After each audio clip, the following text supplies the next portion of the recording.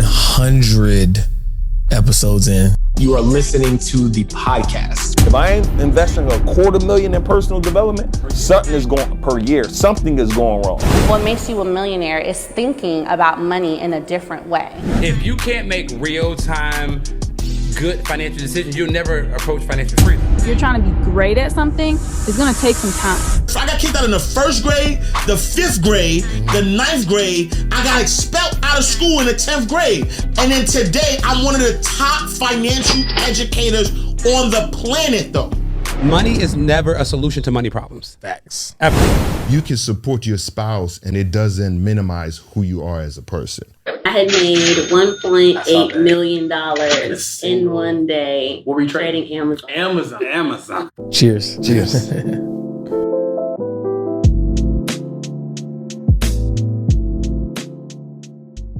What's going on, y'all? Welcome back to a very, very special episode of the Melanin Money Show. Not one of them things, but 100 episodes in. Can you believe that we've done 100 episodes, bro? 100 episodes. I remember like it was yesterday. Yep. August 1st. I say, y'all, one a week. Yeah. Rain, sleet, snow. No, it's actually crazy, bro. Like you and our previous partner, y'all was talking about doing it by yourselves. I was like, man, I don't want to commit to another podcast. I'll do a tax joint. I'll come once a month and do a thing. And I was like, what'd you say, Melanin Money Show? I said, no, I need to be a part of that, bro. Let me be a part of that thing for a time, man. Yeah, man. So, man, we're just great to be here, man. And, shout out to Jacqueline. Played an instrumental role in a lot of our earlier episodes, just the brand in general.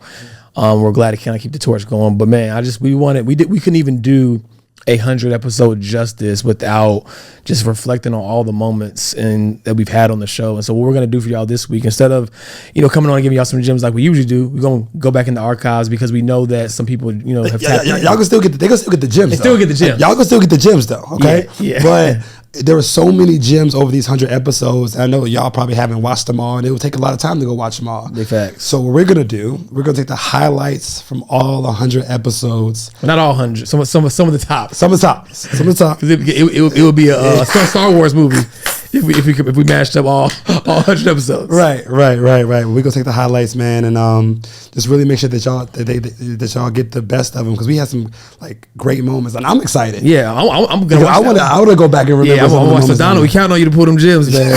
But also take a quick moment just to thank everybody's been a part of it, man, so far. So right now we're actually recording, in Atlanta. Mm-hmm. So shout out to David Shands and crew, letting us hold it down when we're in Atlanta, using the studio. Anybody else who's ever let us use their studio. Shout out to Donald, who's edited every episode when we get it to you the day of in some situations. We really, really appreciate you. Our YouTube team, just everybody who played a role. Quandia for getting those emails out religiously. And the people who have attended our live experiences, just anybody who has been a part of allowing us to be able to continue this and do it at a high level. As a matter of fact, if you hear our voice, we had a live podcast event on Thursday. Yep. We had 2 major events the next day. And then here we are, still showing up for you guys in true fashion. And I think the biggest thing is shout out to y'all, right? Oh, 100%. Yeah, shout out to y'all, because we're not making it to 100 episodes without y'all support. We're not making it to 100 episodes without the people who supported us, who downloaded the podcast. I think we're in the top 70. Yeah. We peaked at top 70, 72. Podcast. So again, this is to say thank you to you all for your support and just continue grace over the last 100 episodes, and also is just a testament of what's to come, right? Because we're not going to stop at 100. Definitely not stopping at 100. Cheers to the next 100. Yeah. And for those of you who are watching this, I don't know. I think we would have already done it. Hopefully you tapped in and came to Chicago. Yeah. The last stop on this stint of the podcast tour. But man, we're grateful. We're excited for the next 100 and beyond. Yep. And let us know what were y'all's favorite gems. Yeah. And before this reel and this recap happens, take a moment to hit that like button. Yes. Hit that subscribe button. Or whether it's Apple Podcasts, Spotify, YouTube, hit that like button, hit that subscribe button, and just enjoy this recap of the best 100. Big facts. Cheers. Cheers.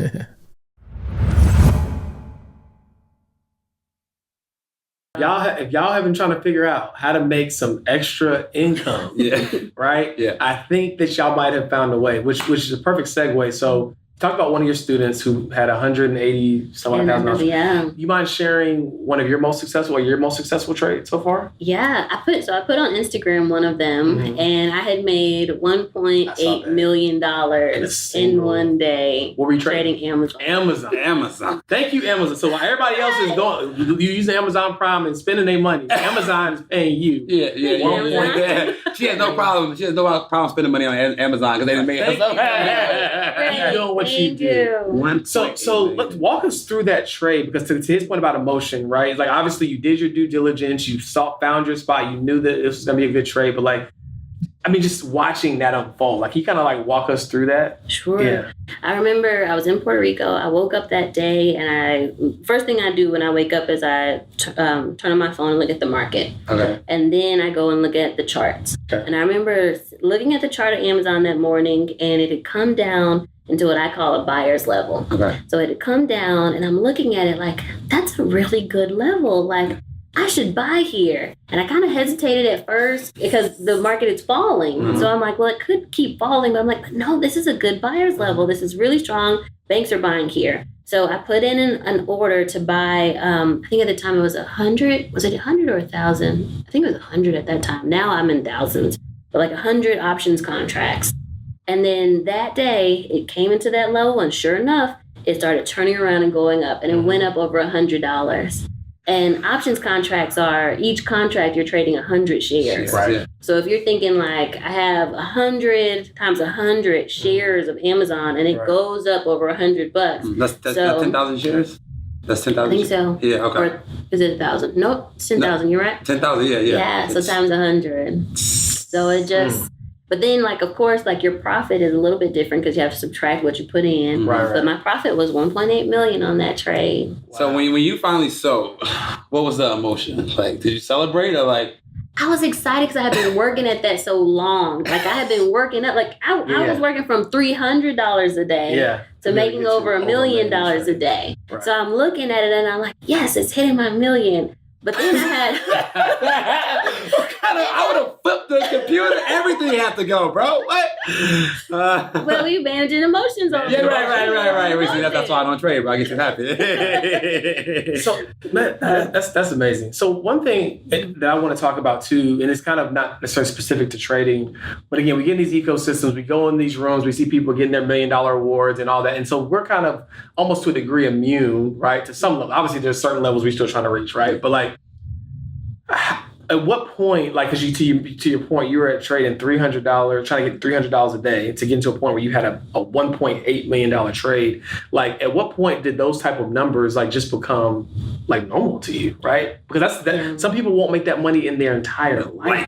Right. Yeah. Right. So how did that become like, oh, okay, I made $1.8 million. We're excited, but like tomorrow's a new day. Right. You know what I mean? And I literally had meetings because right after that I was going into a tour where I was touring my documentary. So I saw it. I was excited, and then I was like, okay, well, gotta go to this meeting. See, I would have shut everything that day had to be shut down. Yo, we going outside. You know what I'm saying? Celebrate, but we outside. You outside. Look, we outside. But no, I think that's dope because. Again, you're so successful because like, all right, we did that mini celebration, but we got bigger things to do. Like your docuseries was just, showing people who Terry is. And I think it was so important. I watched the whole thing.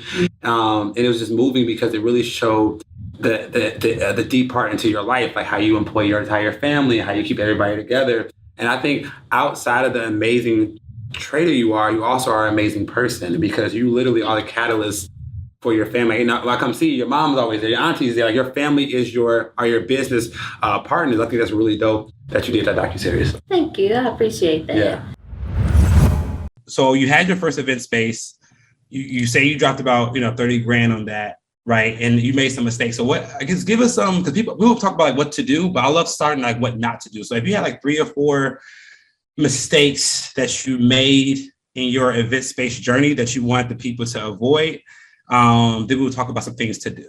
I get. Well, yeah, I think that could be good if you could highlight like how do people actually get started with. Yeah. Start there.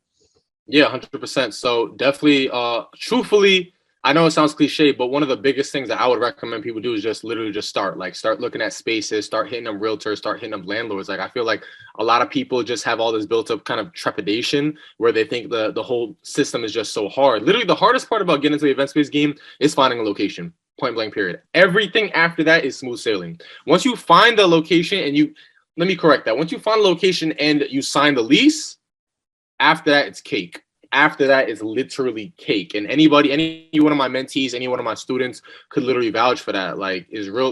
Finding the space is the hardest part. Then once you get to, I'm in the process of getting 2 more spaces right now in the Bronx here in New York. And we've been going back and forth with the lease for past 8 weeks. You know what I'm saying? Come to find out, the landlord, not the landlord, but the lady, the property manager was pregnant, so I kind of felt a little bad. I was just like, damn, she got a whole kid on. And where's the contract, bro? And I'm like, she's very pregnant, due next month type ish. You know what I'm saying? So I'm just like, damn, I feel kind of bad now. I'm really where's the lease? You got a whole child coming on. God damn, I feel bad now, but. Yeah, so that's really the toughest part. But literally, once y'all get past that part, once you get past the part of signing the lease, getting in cahoots with your landlord, things like that, you have them keys, butter. Without content, you don't have a brand. Okay. We don't know you. You may be really dope locally, and I know a lot of dope local people, right? But if you're trying to have a global brand, you have nothing if you don't have content.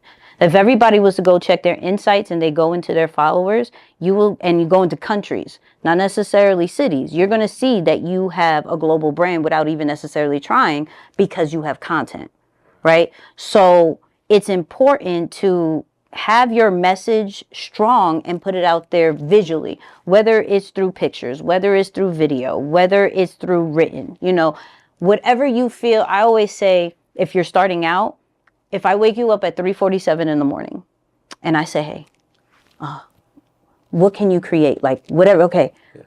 What's your favorite tip that you love giving? What's your favorite tip? I love giving tax tips. Okay. Yeah. At 3:47 in the morning with cold in your eye. Okay. Picture, video, audio, or written. What can you do? To give that tip. I got thousands of people. Oh, you can do audio? Yeah. Okay. Yeah. At 3:47 in the morning? Well, I could do written, I guess. Okay, that's fine. Yeah. So that's something that you could do on a regular basis because you're not thinking. Got you. You feel what I'm saying? So people overthink creating content because they see everybody else. But if I wake you up at 3:47 in the morning and you're purist, okay, I don't even know what to do. Okay, all right, do this and post. Mm-hmm. That means you could do that every single day. The things that stop you is your expectations and your thoughts of what works and what doesn't. Right. And there's no laws that say, yo, this is what content is. This is what successful content is. Like you could do whatever you want. Because you see pages like Justin LeBoy. Yep. He doesn't show his face. Not at all. And it's just tweets and they go crazy. Right. You see other people that do just amazing reels. Yep. And that stuff is going crazy. So I think the lesson is that if you be yourself. Yeah. If you're introvert, you don't got to show your face. Just swipe throughs, or if you're good in front of the camera, get in front of the camera. And I think people need to know that you don't have to sacrifice who you are to create content. No, especially not in the beginning. Now, granted, of course, you have to understand that if we're trying to have a stable, strong audience, we have to understand we have introverts and extroverts, right? So, extroverts will love the videos and love watching because it's quick, straight on the point. Introverts necessarily need more details. So I may read your captions because you're breaking all the way down, or I may look for those carousel posts, blogs, whatever it is. So when you get further into feeling comfortable that I could be consistent and things like that, then I'm going to my go-to is videos. So then I may go into more of the written stuff. Okay. Then I may go, and try to cater in that standpoint. Now, the main reason why I do kind of long captions is because I understand that I have an introverted audience as well. And so now I bait you with the video or the picture or whatever I have, but then I'm breaking it all the way down because you don't know why I did this.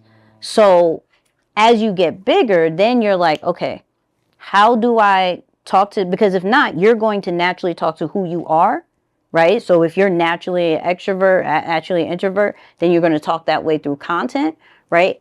But then you have a whole other audience that isn't Yeah, that isn't really connecting with your content. They like you because that's why they're following you, but they're not really connecting with your content. So when you're like, yo, my engagement is low, it's maybe because you're only speaking to half of your audience. It's a fact. What's your advice to somebody? Well, for everybody, right? Like, we all have content that flops. Yeah. Maybe you are posting consistently, but your content flops, and then you feel like, oh, I don't want to keep creating. Right. What do you say to that person in that situation? Post when you're in that feeling, because that next one is probably going to do really dope.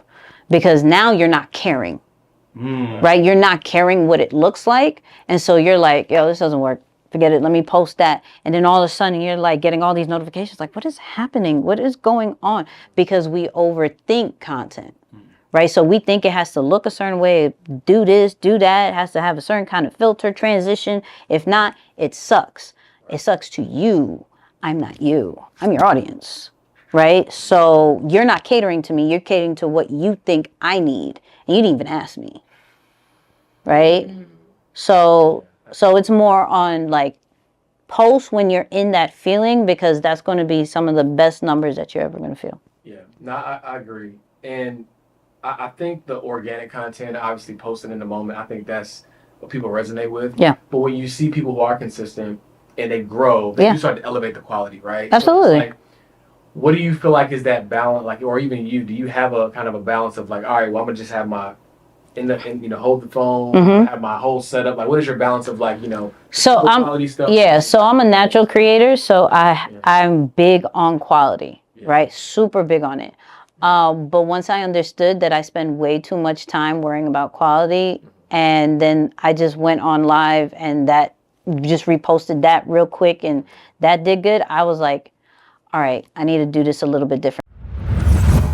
The riches and the niches. The riches are in the niches. I want to know that she's 18 to 40 years old. I want to know that she's black. I want to know that she likes to watch all of Tyler Perry's movies. I want to know what she does in her social hour. I want to know if she's working. I want to know if she's married. I want to know if she's a mom. All these things will help you. Getting clarity in these things are what helps you to position yourself to stand out, to make money. When I talk to my audience, I'm speaking directly to them. I am known for having a very direct tone, but I know that I am speaking to people who are sick and tired of being pacified. The people that I work with don't need another yes man or yes woman in their corner. The people that I work with are ready to get to the money. Talk to me how we need to talk to me. Just make sure it cashes at the end of the day. Talk heavy. Now, that's a gem there. I know we have some people in the audience who maybe they're just getting started. Maybe they've just scratched the surface in entrepreneurship, right? And is there anything that you can give people from on a tactical level that's just like, hey, if you literally don't know what to do and you're trying to crack that first 6 figures, what would you give them as some insight to maybe get them over the hump? Focus on one thing. So let me first talk to people who, anybody in here want to be an entrepreneur, you're not quite sure what you should be doing? Or are we talking to people who already have a business idea? If you don't hold your hand up high, I don't know that you're in the room. Okay, so for individuals who want to start a business, but you really don't know, you're struggling, what is my idea? Let me tell you something, especially in the service-based industry, your customer is a version of who you are or were, okay? So first of all, it needs to be something that you have experienced firsthand. Now, I'm not talking about my t-shirtpreneurs and my vendors who sell hair and things like that. I am talking specifically to the CEO who desires to help someone else get a transformation. You can't teach something that you've never done before, right? So I want you to think about, where have I gone? What have I mastered? What have I overcome? What circumstances have I overcome? And can I help somebody else reach that particular outcome like I've already reached as well? If you want to go into any industry and it's not service-based or product-based, whatever that might be, I want you to think about, here's a couple of things that I tell people to do that are very beginners. What do you do right now for work? What do you do right now for work? One of my first businesses, legitimately, that made 6 figures was in property management. I was a property manager and I managed communities all over Atlanta, Georgia. I managed this high-end property and I did not like the people who I worked with. I was fed up, but I wasn't motivated enough to quit until one day they tried me. Ooh. Anybody ever got tried at work? And it got to the point where I would drive to work every single day. Anybody familiar with 8 Ball and MJG? There was this song, Jacqueline, and the lyric went something like, "Don't make me kill no motherfucking body in here." I pulled up to my office. I remember that song. Every single day. Y'all got one more time. One more time. I bring all the money into this establishment. You got one more time. And so I walked into my office one day. Long story short, they exercised their option to utilize that one last time. And they found out. And they found out. That's around they found out. They found out, right? Yeah. And so I left and I immediately contacted, I worked at that time, we were doing housing for the film industry and athletes in Atlanta. And I called all the contacts. They weren't leasing that property because they loved the property so much. They would come and they were happy to lease anywhere. And I called them and I said, hey, I've separated from the company, but I can still secure your property for your clients in this building or any building. And then I started to book a portfolio of people who were doing the same exact thing that I spent 13 years struggling to do for somebody else. So start with what you're doing right now. Are you an executive assistant? Can you find an entrepreneur, start your own business and say, hey, I do outsource, I have an outsourced agency where I can come in and be your interim executive assistant? Or can you teach some other executive assistants how to be amazing executive assistants? What do you do right now for work? Maybe that doesn't work. You hate your job. You don't like what you do. Text 5 people in your phone and simply say, hey, if I told you I was starting a business right now and you had to guess what it would be, what do you think that business would be? That's a dream. That's good. What game would you give somebody from 0 to their first 6 figures on how they can get there? That they literally know nothing and just getting started. Like, what will be that process? So they don't know nothing. They don't understand nothing about credit. They want to go from making maybe working a 9 to 5 to their first 6 figures entrepreneur. Correct. All right, cool. I promise. And I just said this: the lifestyle that they want, which is a 6-figure lifestyle, it starts with credit. Okay. Like everything that I do is surrounded with credit. Like if I want to get some funds to be able to put it in here, let's just say for marketing, like my American Express Go, I'm going to use that because that's giving me 4 times the point when I run ads. Right. So I'm going to use that. I'm going to use the bank's money to run my ads. And then that money is going to not only make the money back to pay the bank back, but then it's going to put money back into my business account. But then the cool part about it is I actually just got some reward points for spending money that I was going to spend anyway. Yeah.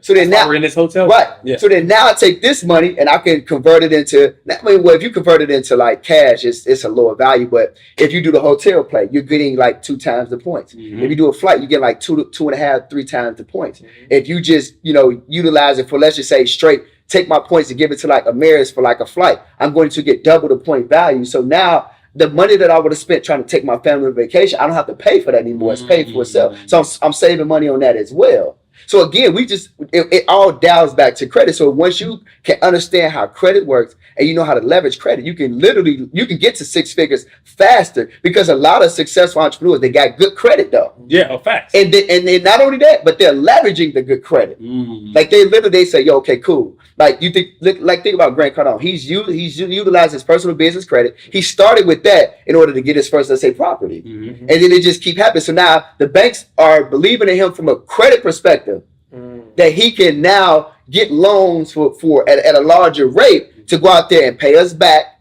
And then actually, that's all it is. They don't know Grant. Yeah, they don't. They don't know me. Right. So when we go out, think about this. Let's think about this. If I want the car that I want to drive and I want the house that I want to live in, if I don't have that money physically sitting in the bank, I got to utilize credit in order to be able to attain it. It's the same thing with my business. If I don't understand the business, I don't know how to get started, I don't have the funds for it, why don't I leverage my credit to start my business? We just don't understand this stuff. Yeah, facts. And when I ask people, like, what stops you from starting a business, 90% of people say funds, and they think it has to be theirs, right? And like, how many opportunities are you missing when you don't have business credit? How you pay for your mastermind?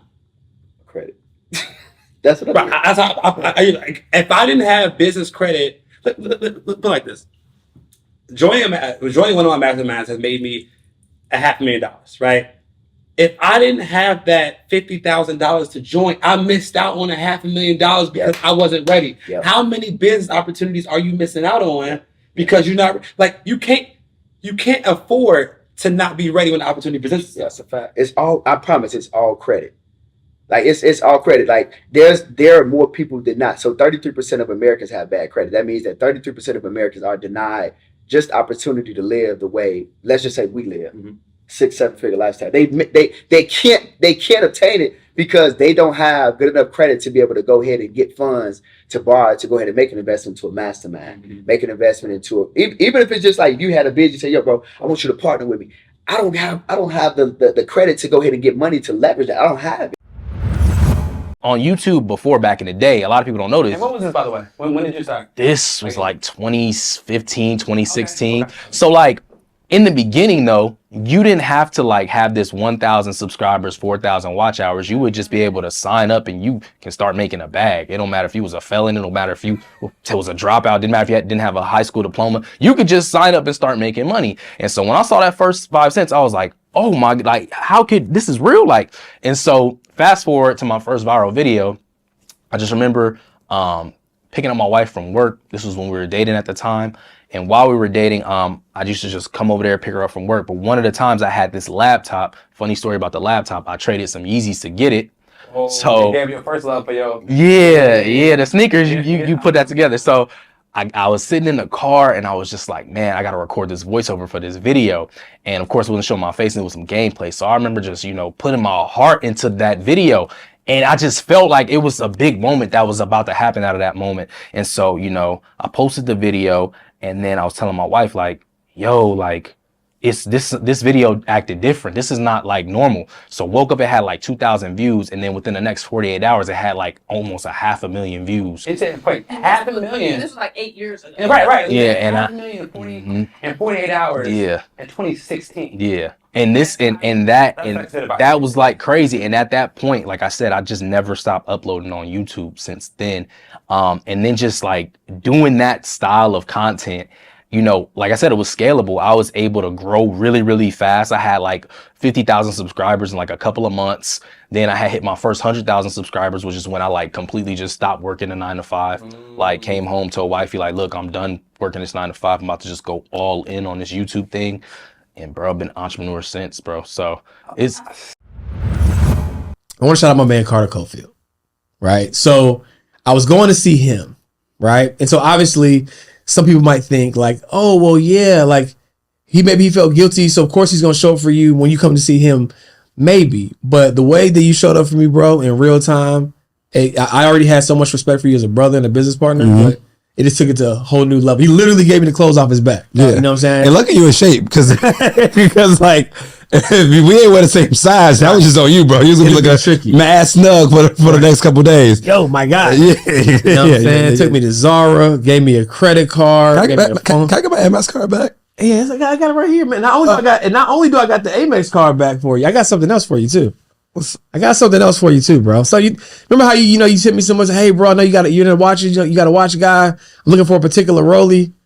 It might be something in that box for you. It might be something in that box. Y'all see this? I mean, first of all, it might be something in that box for you. This better not be, bro. It might be something in that box for you. Hold on, Trap. Hold on. Move that thing out the way there. Move that thing out the way there. Yo, this is crazy. Yo. Official. Welcome Am I part of the club now? You're part of the club, brother. Let me open this thing. It's coming open from the top. Okay. It's his first one, y'all. Y'all give him some break. Hey, look, give me a break, y'all. I'm not used to nice things. I am not used to nice things. Yo. This is nice. Y'all see this? Fire. Clean. Two-tone. Cause let me put this on right now. And we got you the clasp on there, so it gets extra classy. The fold over clasp. Oh, all of them don't come like that. Okay. So y'all, if y'all watching on YouTube, this is a two-tone Rolex, y'all. So this is what we gonna do. On the air, we're gonna do this right now. What we gonna do? We gonna retire Michael Kors off my wrist for the rest of my life. We are gonna retire Michael Kors off my wrist for the rest of my life. And let me put this, Welcome to the club, bro. Bro, did you already get it fitted? Yeah, I already got it fitted. It fits my wrist perfectly. Yeah, I already got it fitted, bro. Bro. To an educated guess. So we're the same size, you know, his wrist should be about the same size too, so. My guy. You in there. I'm in there like swimwear. You know, you get something like, man, it's nice, but then you gotta go get the links taken out. Yeah, because you want to wear it right now. Like, is it too tight or is it straight? It's good? straight. It's okay. Bro, it's straight. Yeah, the extra links are in there just in case if you ever want to adjust it. Hey, y'all. Hey, I am officially part of the Rolex gang thanks to my brother. And this is so let me just tell you what happened. So in Colombia, like, you know, when the situation happened, like, I'm like, bro, it sucks, but like, you with me. Like, here go some outfits, here go some money, here go a credit card. Like, the last thing we go worry about is money right now. Right. You know what I'm saying? Like, we'll deal we have to deal with. But the last thing we go worry about is like money and like things being taken care of. And that's why like having dope friends is important, but also having friends in just that in situations where like money is not an issue. Right. You know what I'm saying? That would have been the whole thing. It's like, yo, when you gonna send, like, I know I'm holding you down right now, but can your wife maybe like deposit some money in my account? You know what I'm saying? Like, it was if your wife sent it to me, then I'll give it to you. Right. Yeah. It was nothing like that. It was like, you know, I ate what he ate. You know what I'm saying? There was no expense spared, and made a less than desirable situation a lot better. And so I just wanted to publicly appreciate you and thank you, bro. And yeah, man, that's a brotherhood, man. I appreciate you, brother. How much is this? A little like 8, you know, what? 18, 19. 18, 19. So I got 20,000 on my wrist. Like, yeah, like make sure you get that insurance. I sent you the link already. Make sure you get that insurance. The last thing we need is to get taken away from me. Right. So you're in the gang, man. Roll the gang. My thing is, I'm very simple. If I try something and it works, I become the best at it. That's it. So I was like that. That's it. So I'm like, all right, I'm not posting. So this is what happened. Mm-hmm. I did a webinar for a week and I didn't promote it at all. Just straight cold ads. Mm-hmm. And then I had spent like 30,000 that week. And then we ended up, 40,000 that week. And then we ended up doing 70K on the webinar. So I was like, all right. 30K profit. I'm like, that's what's up. Then the next week I said, all right, the only thing I'm going to change is I'm going to post 1 time per day on social media. I did that and I tripled the revenue. And I was like, I'll be posting every day for the rest of the week. That's it. So then from there, it was like, all right, if that's what I'm going to be doing, then I have to find a content style that makes sense for me, a content style that's valuable that I can always post about. And then that will always keep my revenue tripling. And then after that, I got into the content side and I started obsessing about that. Like, how can I make every piece of content go viral? And like, what's the play? How do I make sure that my content isn't fatiguing and it's boring or I'm talking about the same thing all the time? So, and if you want to, we are against you. Everybody wants to know that because right now with Instagram in particular, right, people are struggling, right? It's like the views are down, the comments are down, the engagement is down. Not his. Not on JP's page, right? Not on this side. So talk to us about the thought. No, you made me mad, bro. What made me mad, dog, is I'm sitting here telling you, if you don't post enough, man, I'll post 2-3 times a day, man. You got to get on the side.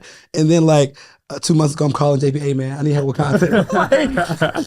Teach me how to do this, man. Like, it's crazy. I'll show you how to do this. Yeah. Humble.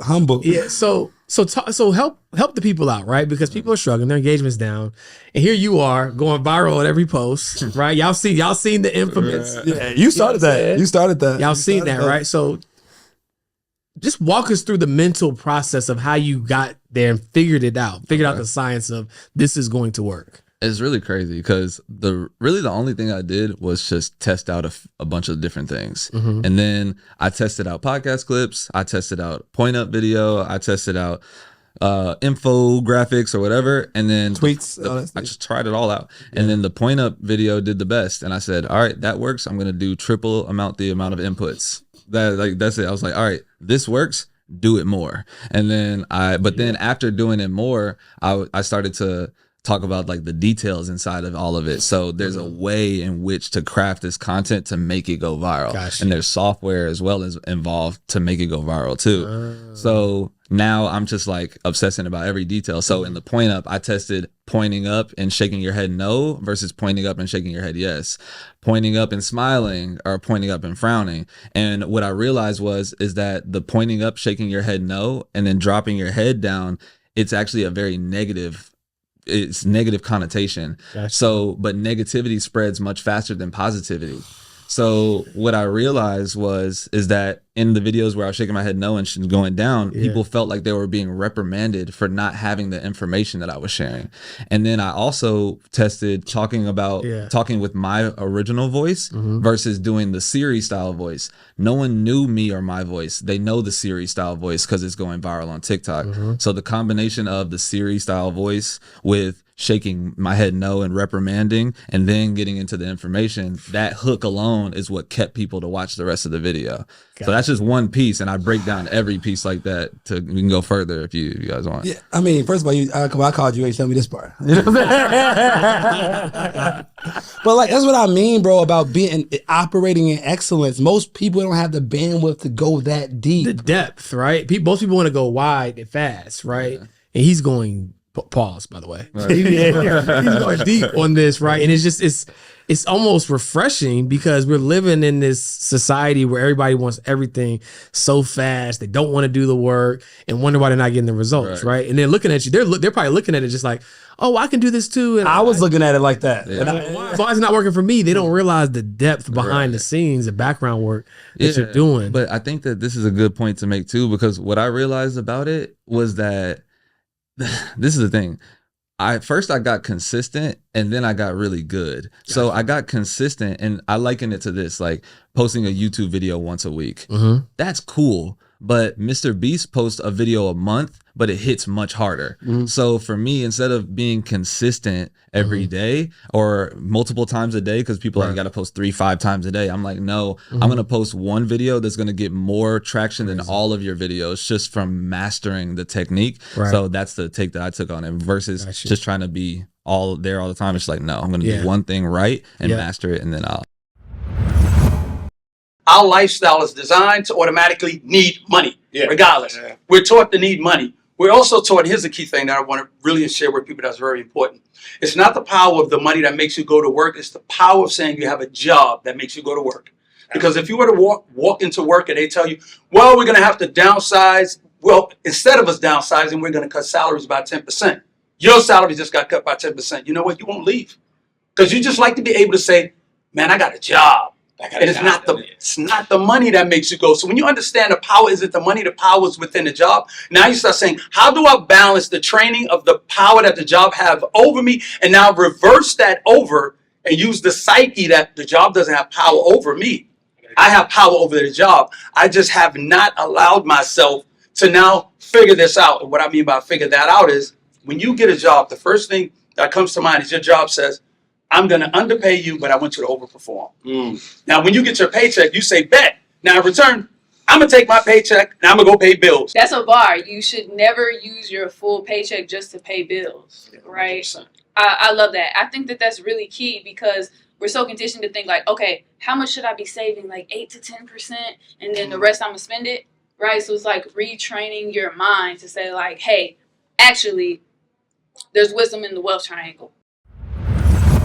So it sounds like while you guys are saying that you stumbled into some of these things, that you guys did some really fundamental like business practices that I think really helped your business, right? So if I go back to the beginning of the conversation, it was like you were focused first on creating something great, right? So many people nowadays, it's like they do braids for somebody one time and now they got celebrity hairstylists and they buy them, right? So it's like the first thing. That's a fact, man. That's true. That's a fact, right? Man. That's true. You spent years refining because the thing once you have a good product, the rest can kind of be figured out, right? But so many people skip over that part. How many hole in the wall restaurants do we go to? we don't care about the vibe. The food is fire. Yeah. Right? Wings. Right, the wings. Yeah. Wings got a hold on me. We got to do a tour. Like any city we go to, we always trying to find the best wings. So matter of fact, in the comments as well, outside of Sunflowers, let us know every city we need to go to get some wings. Right? Every city. All right. But so I hear that, right? That's the first thing that stuck out to me is focusing on product quality. The next thing that I hear is starting with where you were, right? It's like, hey, look, instead of worrying about the wrong things, we have a product that people want. Let's get it to the people in whatever way, even if we got to write the label. So many people got the prettiest packaging and branding and it's stuff, the foam popping out when you open the box, but the product ain't even that good, right? So I think that was something that really stuck out, just like getting the product out there, starting where you are, especially if it's good, right? And it has to be good. Has to be good. And then doing research, right? Like research with your audience and see like, what do they actually care about? What do they want, right? Building community. These are all things that people, if they're listening to this episode, y'all are giving a low-key masterclass on the fundamentals of how to grow a business, right?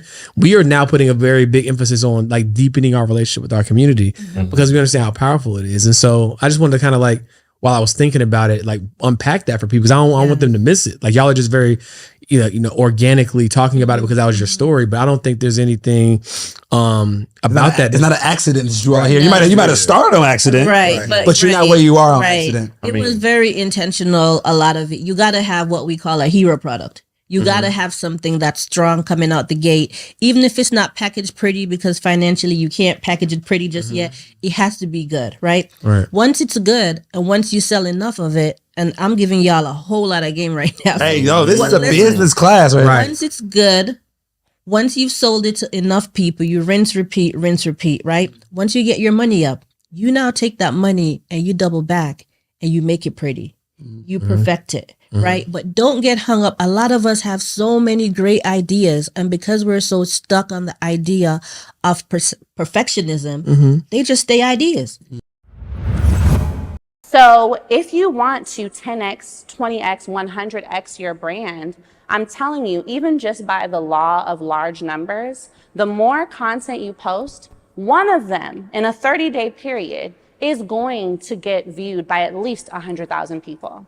And 100,000 people, even if just 1% of those people click the link in your bio and buy something, what's 1% of 100,000? That's 1,000, right? Yeah. That's 1,000 people. Financial advisor right here. Yeah, you see those numbers. But that's 1,000 people, and 1,000 people who buy your product for $20. 1,000 people for 20? Yeah, $20,000. $20,000. That's $20,000. And if you keep doing that, that's $20,000. 20,000. Do that 5 times. Now you're making $100,000 a month. $100,000 a month. That's 1.2 million a year. You did it, right? But I want you to recognize within that, because it sounds like, okay, let me just go post content. It's not just posting. I want you to really understand when you post content that can at least teach or share one educational element with your audience, or make them laugh, or connect with them in a way that helps them to see where they want to go in the future, that's how you're going to build community. That's how you're going to build followers. So don't aim to create content that you think is perfect. Just create content that actually teaches someone something, even if it's just one gem, right? That's how you begin to essentially grow like wildfire, because now people feel like, wow, when I follow her or his free content, I feel good. I learn something. I get something. So what's going to happen if I pay her, right? What's going to happen if I actually buy the product? What's going to happen if I actually enroll in the service? And don't give up when you get 10 views, okay? Can y'all promise? Raise your hand if you're making a deal with me right now. Everybody needs to have their hand up. Yeah. Even when that one reel flops, don't even look at it, right?